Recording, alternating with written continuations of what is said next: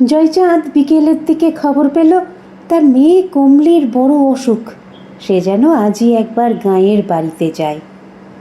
খবরটা এনেছিল দিনু মণ্ডল, তার গাঁয়েরই লোক। জয়চাঁদ তাড়াতাড়ি বড় সাহেবকে বলে ছুটি নিয়ে নিল। বুকটা বড় দুরু দুরু করছে। তার ওই একটি মেয়ে, বড্ড আদরের, মাত্র 5 বছর বয়স। অসুখ হলে তাদের গাঁয়ে বড় বিপদের কথা। সেখানে ডাক্তার বুদ্ধি নেই, ওষুধপত্র পাওয়া যায় না। ওষুধ বলতে কিছু পাওয়া যায় মুদির দোকানে, তা মুদি রোগের লক্ষণ শুনে ওষুধ দেয়, তাতেই যা হবার হয়। কাজেই জয়চাঁদের খুব দুশ্চিন্তা হচ্ছিল। দুশ্চিন্তার আরও কারণ হলো, আজ সকাল থেকেই দুর্যোগ চলছে, যেমন বাতাস তেমনি বৃষ্টি। এই দুর্যোগের দিনে সুন্দরবনের গাঁয়ে পৌঁছানো খুবই কঠিন ব্যাপার। দিনু মণ্ডল বলল, পৌঁছতে পারবে না বলেই ধরে নাও, তবে বাস ধরে যদি ধামাখালি অবধি যাওয়া যায় তাহলে খানিকটা এগিয়ে থাকা হলো। সকালবেলায় নদী পেরিয়ে বেলাবেলি গাঁয়ে পৌঁছানো যাবে। জয়চাঁদ আর দিনু মণ্ডল দুর্যোগ মাথায় করেই বেরিয়ে পড়ল। যাওয়ার পথে একজন ডাক্তারবাবুর চেম্বারে ঢুকে মেয়ের রোগের লক্ষণ বলে কিছু ওষুধও নিয়ে নিল জয়চাঁদ। এরপর ভগবান ভরসা। বৃষ্টির মধ্যেই বাস ধরল তারা। তবে এই বৃষ্টিতে গাড়ি মোটে চলতেই চায় না, দুপাগেই থামে। ইঞ্জিনে জল ঢুকে গাড়ি বন্ধ হয়ে যায় বারবার। যত এসব হয় ততই জয়চাঁদ ধৈর্য হারিয়ে ছটফট করতে থাকে। যে গাড়ি বিকেল 5টায় ধামাখালি পৌঁছানোর কথা, পৌঁছতে পৌঁছতে রাত 9টা বেজে গেল। ঝড় বৃষ্টি আরও বেড়েছে। ঘাটের দিকে কোনো লোকজনই নেই। তবু ছাতা মাথায় ভিজতে ভিজতে দুজনে ঘাটে এসে দেখল নৌকো বা ভটভটির নামগন্ধ নেই। নদীতে বড় বড় সাংঘাতিক ঢেউ উঠেছে। বাতাসের বেগও প্রচণ্ড। উন্মাদ ছাড়া এই আবহাওয়ায় কেউ নদী পেরোবার কথা কল্পনাও করবে না এখন। দিনু মণ্ডল বলল, চলো ভাইয়া, বাজারের কাছে আমার পিস্তুত ভাই থাকে, তার বাড়িতেই আজ রাতটা কাটাই গিয়ে। জয়চাঁদ রাজি হলো না, বলল, তুমি যাও দিনু দাদা, আমি একটু দেখি যদি কিছু পাওয়া যায়। পাগল নাকি? আজ নৌকো ছাড়লে উপায় আছে? 3 হাত যেতে না যেতেই নৌকো উল্টে তলিয়ে যাবে। জয়চাঁদ হতাশ গলায় বলল, ঠিক আছে, তুমি তোমার ভাইয়ের বাড়িতে জিরো গিয়ে, আমি যদি উপায় করতে না পারি তাহলে একটু বাদে আমিও যাচ্ছি। দিনু মণ্ডল ফিরে গেল। জয়চাঁদ দাঁড়িয়ে রইল ঘাটে। ছাতা হাওয়ায় উল্টে গেছে অনেকক্ষণ। ঘাটে কোনো মাথা গোঁজার জায়গাও তেমন নেই। জয়চাঁদ বৃষ্টি বাতাস উপেক্ষা করে ঘাটে ভিজতে লাগলো। মেয়ের কথা ভেবে কাঁদলও খানিক। কে জানে কেমন আছে মেয়েটা, ভগবানই ভরসা। কতক্ষণ কেটেছে তা বলতে পারবে না জয়চাঁদ। সময়ের হিসেব তার মাথা থেকে উড়ে গেছে। বসে আছে তো বসেই আছে। ঝড় বৃষ্টি একসময়ে প্রচণ্ড বেড়ে উঠল, এমন সাংঘাতিক যে জয়চাঁদ দুবার বাতাসের ধাক্কায় পড়ে গেল। জলে কাদায় মাখামাখি হলো সর্বাঙ্গ। সামনেই ঘুটঘুটটি অন্ধকার নদী। নদীতে শুধু 5-7 হাত উঁচু বড় বড় ঢেউ উঠছে। সত্যি এ নদীতে দিশি নৌকো বা ভটভটি চলা অসম্ভব। জয়চাঁদ তবু যে বসে আছে তার কারণ, এই নদীর ওপাশে পৌঁছলে আরও 5-7 মাইল দূরে তার গাঁ। সেখান থেকেই সে যেন তার গাঁয়ের গন্ধ পাচ্ছে, মেয়েকে অনুভব করতে পারছে। গভীরভাবে ভাবতে ভাবতে হঠাৎ একটু চমকে উঠল জয়চাঁদ। ভুল দেখল নাকি? অন্ধকারে নদীর সাদাটে বুকে ঢেউয়ের মাথায় একটা ডিঙি নৌকা নেচে উঠল না? চোখ রোগড়ে জয়চাঁদ ভালো করে চেয়ে দেখল। দুটো ঢেউ তীরে আছড়ে পড়ার পর এবার সে সত্যিই দেখল একটা ঢেউয়ের মাথায় ছোট্ট একটা ডিঙি নৌকো ভেসে উঠেই আবার তলিয়ে গেল।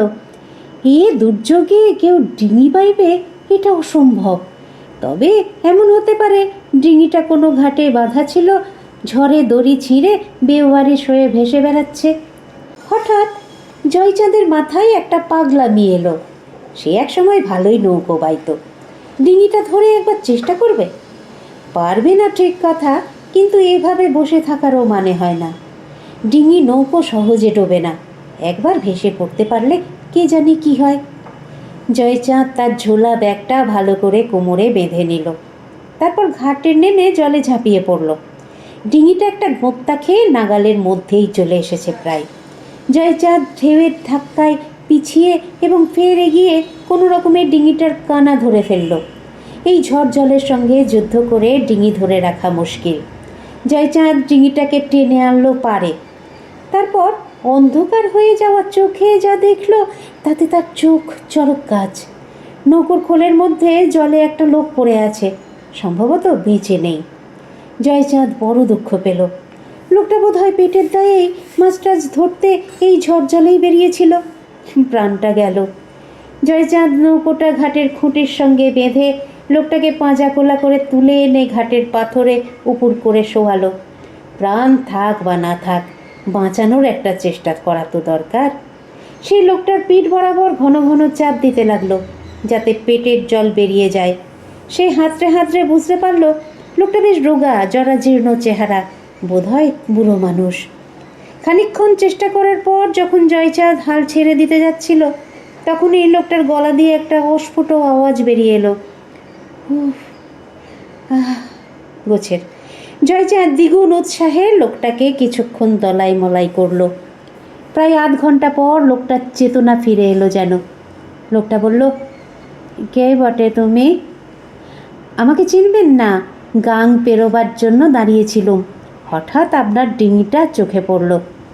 লোকটা উঠে বসল। ঝড়ের বেগটা একটু কমেছে, বৃষ্টির তোড়টাও যেন আগের মতো নয়।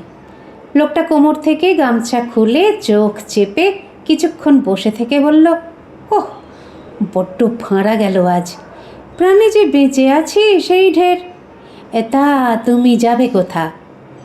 জয়চাঁদ হতাশ গলায় বলল, যাব কেউটা গাঁয়ে, ওপার থেকে 5-7 মাইল পথ। মেয়েটার বড্ড অসুখ খবর পেয়েই যাচ্ছিলুম, তা সে আর হয়ে উঠল না দেখছি। লোকটা বলল, কেমন অসুখ? ভেদবমি হয়েছে শুনেছি, কলেরা কিনা কে জানে, গিয়ে জ্যান্ত দেখতে পাবো কিনা বুঝতে পারছি না। লোকটা বলল, মেয়েকে বড্ড ভালোবাসো না? তা বাসি, বড্ডই বাসি। মেয়েটাও বড্ড বাবা বাবা করে। লোকটা হঠাৎ উঠে দাঁড়িয়ে পড়ল, বলল, চলো তাহলে। জয়চাঁদ অবাক হয়ে বলল, কোথায়? তোমাকে পৌঁছে দিই। খেপেছেন নাকি? কোনো রকমে প্রাণে বেঁচেছেন, এখন নৌকা বাইতে গেলে মারা যাবেন নির্ঘাত। আমার মেয়ের যা হওয়ার তা তো হয়েই গেছে, আর এই দুর্যোগে নদী পেরোনো সম্ভবও নয়। রোগা লোকটা গামছাটা কোমরে বেঁধে নিয়ে বলল, ওহে, বাঁচা মরা তো আছেই, সে কি আমাদের হাতে? আমাদের হাতে যা আছে তা হলো চেষ্টা। চলো নৌকোয় উঠে পড়ো, তারপর ভগবান যা করেন। লোকটার গলার স্বরে কি ছিল কে জানে। জয়চাঁদ উঠে পড়ল। বুড়ো লোকটা নৌকার খোল থেকে একটা বৈঠা তুলে নিয়ে গলুয়ে বসলো। অন্য প্রান্তে জয়চাঁদ। উত্তাল ঢেউয়ে নৌকোটা ঠেলে দিয়ে লোকটা বৈঠা মারতে লাগলো। ডিঙিটা একটা ঢেউয়ের মাথায় উঠে পর মুহূর্তেই জলের উপত্যকায় নেমে যাচ্ছিল।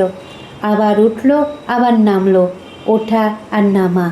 মাঝ দরিয়ায় প্রচণ্ড তুফানে উত্তাল ঢেউয়ে ডিঙিটা যেন ওলট পালট খেতে লাগলো। কিন্তু জয়চাঁদ দুহাতে শক্ত করে নৌকার দুটো ধার চেপে ধরে অবাক চোখে দেখল জীর্ণ বৃদ্ধ মানুষটা যেন শালখুঁটির মতো দাঁড়িয়ে, হাতের বৈঠা যেন জলকে তোলপাড় করে সব বাধা ভেঙে নৌকোটাকে তীর গতিতে নিয়ে চলেছে। একটা বিশাল দোতলা সমান ঢেউ তেড়ে আসছিল বাঁ দিক থেকে। জয়চাঁদ সেই করাল ঢেউয়ের চেহারা দেখে চোখ বুঁজে ফেলেছিল। কে যেন চেঁচিয়ে বলল, জয়চাঁদ, ভয় পেও না। অবাক হয়ে জয়চাঁদ ভাবল, আমার নাম তো এর জানার কথা নয়। ঢেউয়ের পর ঢেউ পার হয়ে এক সময়ে নৌকোটা ঘাটে এসে লাগলো। লোকটা লাফ দিয়ে নেমে ডিঙিটাকে ঘাটের খুঁটির সঙ্গে বেঁধে ফেলে বলল, এ ঘাট চিনো জয়চাঁদ? জয়চাঁদ অবাক হয়ে অন্ধকারে একটা মস্ত বটগাছের দিকে চেয়ে বলল, কি আশ্চর্য, এ তো আনন্দপুরের ঘাট। এই ঘাট তো আমার গাঁয়ের লাগোয়া।